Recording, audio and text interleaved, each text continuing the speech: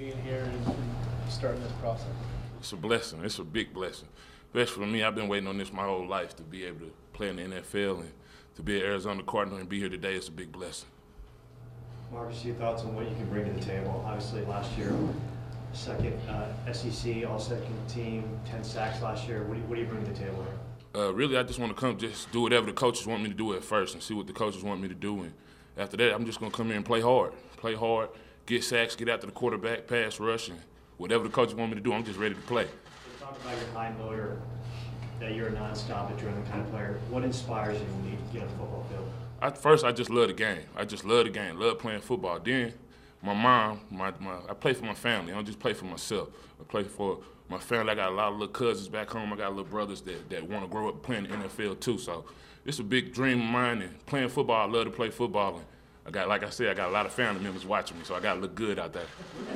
Where does that drive come from, though? Is there someone that taught you that? Someone you learned that from? Or?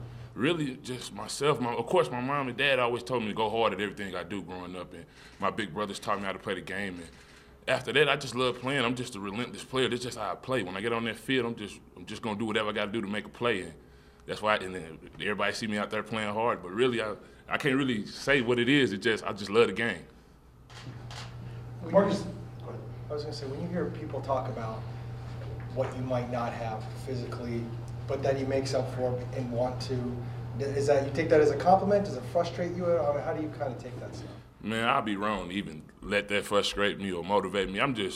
It don't matter. When you put on them pads, it don't matter how tall you is, it don't matter how long your arms is. All that matters is you're going to go out there and make plays. You're going to make plays for your team to win the game. You're going to get takeaways, get the offense back the ball to win the game. So I don't really look at all that measurables and all that. Like I said, I'm just blessed to be an Arizona Cardinal.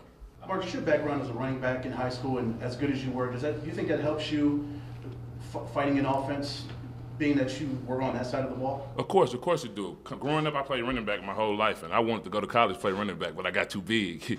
So really, yeah, it helps out a lot with moving side to side, lateral movement, and it helped me out a lot being a running back, and I'm able to use those skills in my pass rushing. Markus, you were very productive in college, but kind of overshadowed Michael and Shane last couple of years. Do you feel like you're kind of underrated entering the NFL?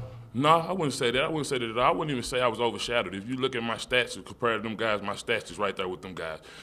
Maybe they was talking to the media more than me a little bit, but you come down to Missouri, I get just as much love they get. So I'm just, like I say, I'm just making plays, and I know what I can do on the field. And Shane, Michael, even Coney, we got a lot of great defensive players that come from Mizzou, and we're going to keep the tradition going.